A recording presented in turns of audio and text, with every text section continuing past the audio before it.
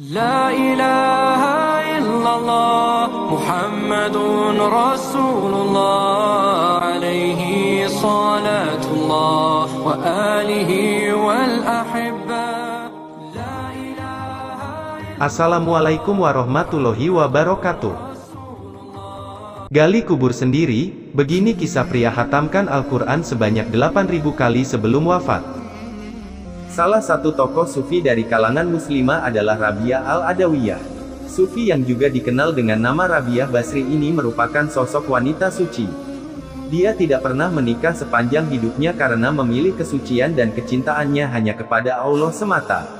Rabi'ah juga dikenal sebagai seorang sufi wanita yang zuhud.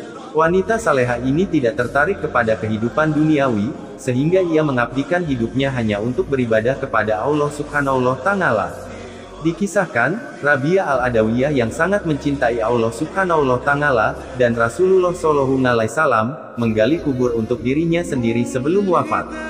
Kemudian dia memperindah kubur itu dengan membacakan Al-Quran setiap hari di dalamnya, hingga mencapai 7.000 kali khatam Al-Quran. Kisah Rabi'ah yang menghatamkan Al-Quran ribuan kali ini pun menjadi inspirasi bagi Al-Habib Ahmad bin Muhammad Al-Muhdar Sahib Al-Kuwairah Hadramaut. Sebelum wafat, di masa hidupnya, wali Allah ini juga menggali kuburannya sendiri seperti yang dilakukan Rabi'ah. Setiap hari, beliau turun dengan tangga ke dalam lubang kuburnya. Lalu beliau tadarus Al-Quran di dalam lubang kuburnya itu. Suatu ketika, anak-anaknya berkata, "Wahai Abah, jujur saja, terkadang apabila ada tamu datang kami malu saat mereka menanyakan di mana Abah kalian. Kami bilang di dalam kubur. Kami malu berkata demikian. Kenapa Abah lakukan ini?" Abahnya pun menjawab, "Abah malu dengan Sayyidah Rabi'ah Al-Adawiyah yang setiap hari membaca Al-Quran hingga tatkala wafat dia telah khatam di dalam lubang kuburnya sebanyak 7.000 kali. Dia seorang wanita, sedangkan Abah laki-laki dan Abah belum membaca seorang laki-laki yang melakukan hal ini. Maka Abah ingin berlomba-lomba dalam hal yang semacam ini. Abah tidak mau kalah dengan seorang wanita," sahutnya. Akhirnya setelah selesai 7.000 kali khatam membaca Al-Quran di dalam kuburnya, beliau berkata kepada anak-anaknya, "Alhamdulillah sudah selesai 7.000 kali khatam." Anaknya menjawab, "Kalau begitu sudah selesai Abah." Beliau mengatakan, "Belum, masa kita laki-laki harus sama dengan perempuan?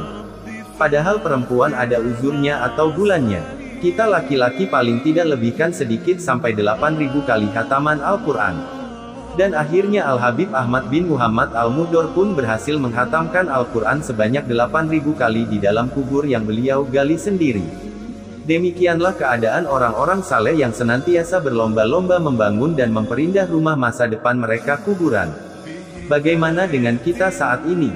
Apakah kita masih saja berlomba-lomba membangun dan memperindah rumah yang akan ditinggalkan? Bukan berarti tidak boleh kita membangun rumah di dunia. Namun yang harus kita lakukan adalah memikirkan kehidupan kita di dunia dengan memperbaikinya. Hal itu adalah modal untuk kehidupan masa depan kita di akhirat. Semoga kita semua dapat mencontoh orang-orang saleh yang terus mengumpulkan amal kebaikan. Karena kelak di akhirat, semua amal kita akan ditimbang dan dimintai pertanggungjawabannya. Bangkit Media.